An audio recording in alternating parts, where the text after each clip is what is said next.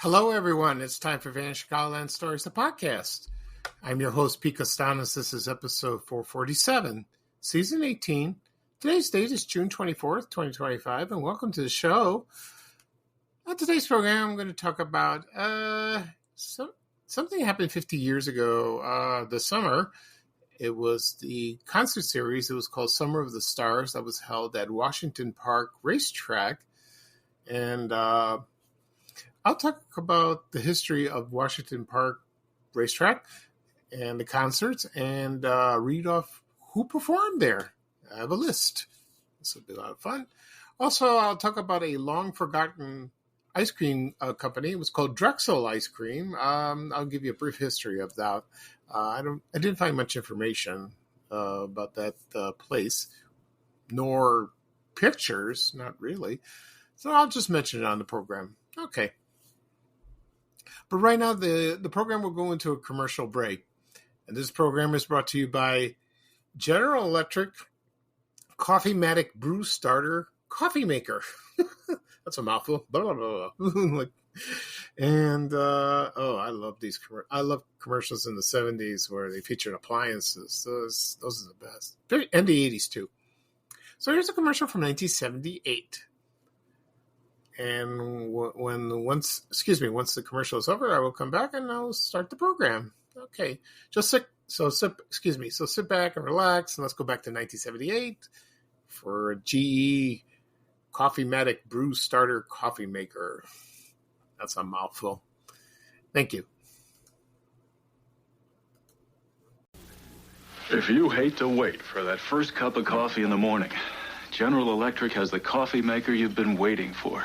GE's Brew Starter, the only coffee maker that turns itself on, so you wake up to fresh brewed coffee. Before you go to bed, put in the coffee and water, set the timer and the automatic switch, and just before you wake up, the coffee starts to brew. When you've got GE's Brew Starter, you don't wait for the coffee. The coffee's waiting for you. Okay, everyone, I am back. I hope you enjoyed the commercial for General Electric Coffee Maker. It's the starting brew. Forgot the name of it. I'll read it again. The GE Coffee-Matic Brew Starter Coffee Maker. Ugh. Okay. I just looked it up, and there's one on sale on eBay, and it's costs $58. Looks like it's in good condition. It's used, but hopefully it works. It looks kind of cool. It looks nice in your kitchen. What this does is like the night before you go to bed, you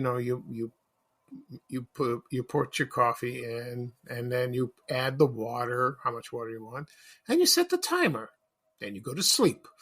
And then when you wake up the next day, go downstairs to your kitchen, and it is ready. Because, in the old days, or people still do this today, when you get out of bed and your hair is up and you're tired and you feel like crap, you have to make the coffee. Oh, I got to make coffee. And you got to wait like that. This was convenient. I'm sure there's coffee makers that do that now, This one's easy to use, I like Electric Perk, I have, believe it or not, I still have the percolator. It makes good coffee. It really does, You don't spend $10 to go to Starbucks, because it's ready. That's nice, but it's full of sugar and milk, and I like it black. It's enough for me. I drink 2 cups a day. That's enough. 1 in the morning, 1 in the afternoon. Not at night. Keeps me up. And I'm all set.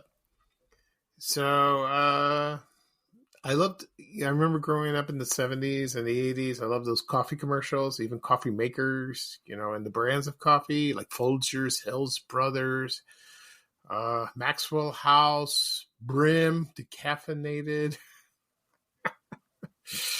Those are Taster's Choice. Some are still there, some are not. So that's a lot of fun. Okay. So at the beginning of the program, I mentioned I'm going to talk about the concert series. Summer of the Stars. That was in the summer of 1975, and it was held at the Washington Park Racetrack in Homewood, Illinois. and also talk about a long forgotten ice cream company, Drexel Ice Cream. Before I get started, let me give you a couple updates. Health-wise, I'm doing okay. I will go to my urologist day after tomorrow. I got some to talk to him about and see how I'm doing. Next chemo, this is my fourth one, which will be Monday the 30th. I'm going to meet the new oncologist. My old one retired. We'll see what he says. It'll be the first time. I hope he's good.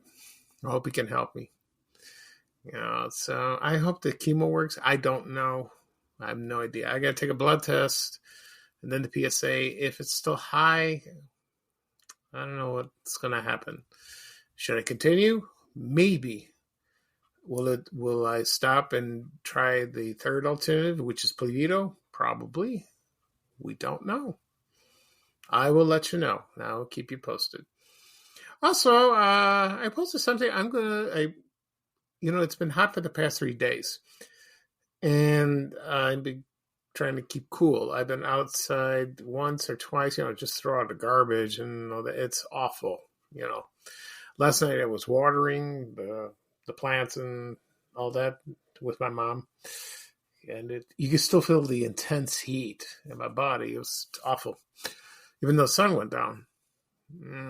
So I posted a photo of, pieces of a jigsaw puzzle. I've been doing 2 so far. I've done these before. This one I'm going to do, it's all about board games. This one's tough. I don't think I'll finish it. I didn't finish it yesterday. I doubt I'll finish it today. It'll be like a couple of days. I take my time. There's no rush, But it's a lot of fun. It can be aggravating. It can be frustrating. But once you find pieces together, it is so satisfying. It's a nice feeling. And it's fun. And it's addictive. You can't stop like that. And the other day, for the concert series, I found a picture of the Eagles. They performed there. The opening act was Linda Ronstadt. I will talk about that soon. Not too long, in a few minutes. I found that. And that's cool. Okay. So let's get started. Right now I'm going to talk about the Summer of the Stars concert venues that was held at the Washington Park Racetrack, and that was located in Homewood, Illinois.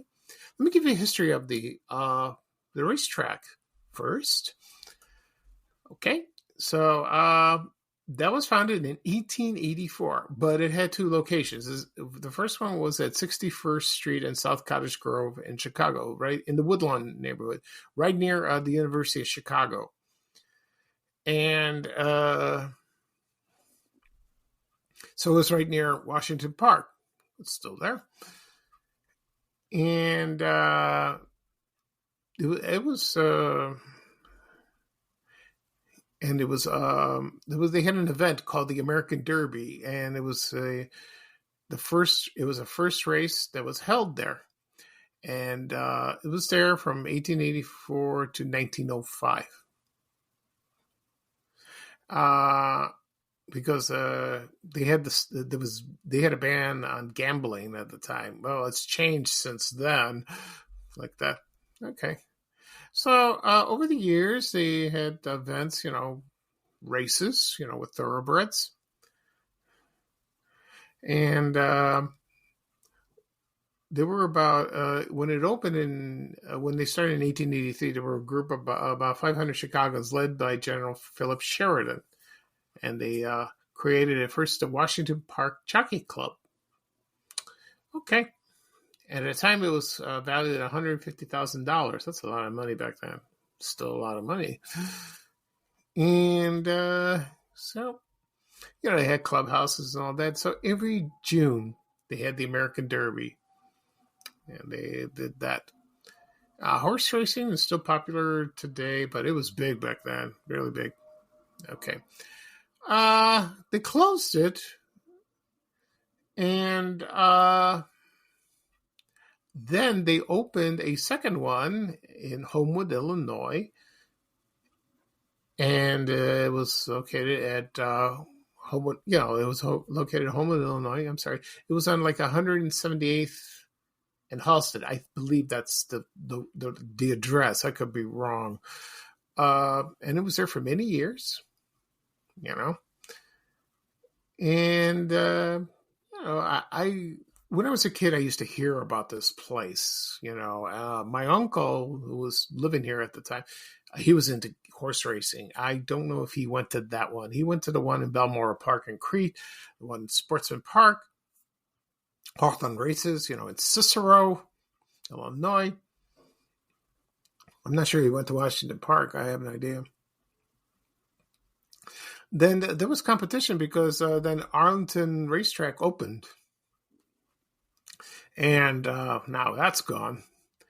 And then on February 5th, 1977, the racetrack caught fire. And it was the grandstand. And that put out of business, And and then the property was sold in 1992. And they used it for residential use or commercial. So I looked on the Google Maps, and I see there's a Home Depot, there's a McDonald's, there's a Menards. I think that's where it was. I'm not sure because I could be wrong. It could be north of there, And they said there's a plaque dedicated. It was in 2012 to commemorate the track. If I were in the Homewood area, maybe I'll go find it and take a picture of it. That sounds kind of cool. But in 1975, someone decided to have concerts held there. And you know what? It was pretty successful at first. I have the list of who performed there. This is kind of cool. So hold on a second. Let's see where we are. Okay. So I'm going to read off the performers were there. And here's the first one. Just a moment, please. Here we go. Believe it or not, the first performing act that happened in July 11, 1975 was the Bee Gees. This is before Saturday Night Fever. They were popular then, but not as their popularity was massive later on. But back then they were okay. They started singing in the 60s, like that. And then the following weekend, July 18th, was James Taylor and Emmylou Harris. That's a good combo. And next up, August 9th, was the Eagles, and the opening act was Linda Ronstadt. Okay, so I believe that James Taylor, when we performed, I think Emmylou Harris was the opening act. So I think when it's like the performer / the other performer, that's probably the opening act. So it was the Eagles and Linda Ronstadt. That must have been a great show. I wish I went there. Because they're both wonderful performers. Linda Ronstadt's sick. I think she has Parkinson's, I think. Or Lou Gehrig's disease. I don't know. She's very sick, so she doesn't perform anymore. But the Eagles, Glenn Frey died. I don't know if they're together. Some of them are. I don't know. But they keep having the last concert. But their music is timeless. I love the music. I've been listening since they were together in the 70s. Okay, August 13th was Three Dog Night and Gino Vanelli. You may remember him from the song, I Just Wanna Stop. Great songs. Living Myself. Nah, nah. Three Dog Night was great. I like that. And then August 23rd was the Guess Who and Sha-Na-Na. Yeah, I remember their TV show. I used to watch on Channel 5 like at 6:30 at night. They were great, And they were in the Grease album, the soundtrack. Guess Who? Classic hits they had. Okay. And the last one for that year was John Sebastian and America. John Sebastian was the lead singer of Lovin' Spoonful. And also at the time, I think, right before, a month before, could be around there, that Welcome Back Carter, the TV show debuted, and he sang the theme song. Okay. All right, so now we go to 1976.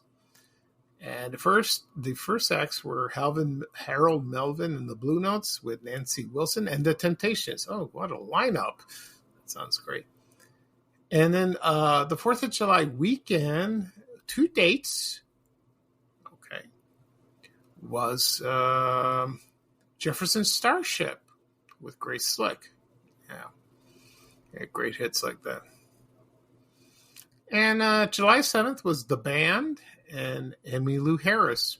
She returned and performed. And then July 21st was Fleetwood Mac. Oh, I would love to see Fleetwood Mac. Oh, the album Rumors. Oh, well, I think that came later on, 77. Greatest album in the world. I love that album. Every song is classic.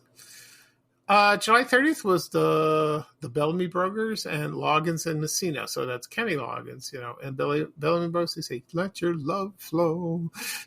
I love that song. August 8th was America. They returned, but it was just them. Sister Golden Hair, Lonely People. Great hits. August 18th was Janice Ian.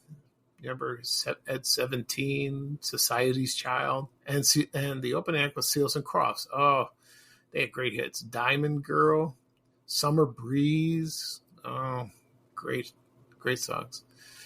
And the last act was Frankie Valli and the Four Seasons. This is the time when they came back. They had to come back, and they had some songs. December '63, "Who Loves You, Baby." And Frankie Valli had a few solo hits. And that was the last one. So I don't really know what happened. Well, I think I do know what happened. The fire.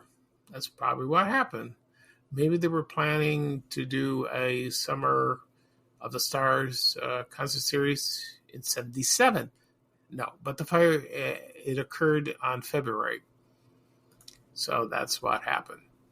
That's a shame. Like that. Okay. All right, so right now I'm going to take a break, and then when I come back, I'll talk about Drexel Ice Cream, the Drexel Ice Cream Company. I'll put in a surprise commercial. I won't tell you what it is. Okay, and I won't tell you when I return. You'll be surprised. Okay. All right. So just sit back and relax, and I'll be right back with the second half of the show, folks. Thank you.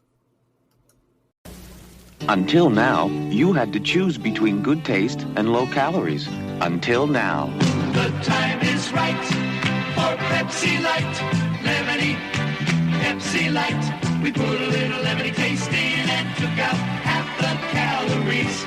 Refreshing Pepsi Light. The cola with a lemony taste in and half the calories of regular cola's out. We put a little lemony taste in and took out half the calories.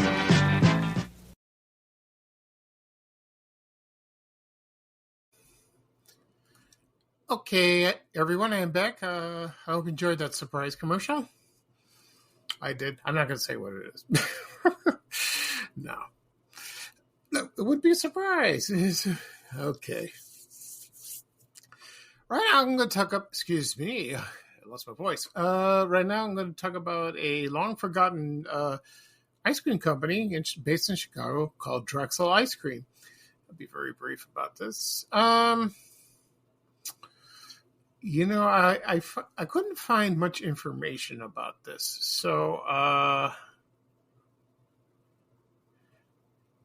So let's see. So it was owned by a family called Jovan. I don't know if they were Greek or not.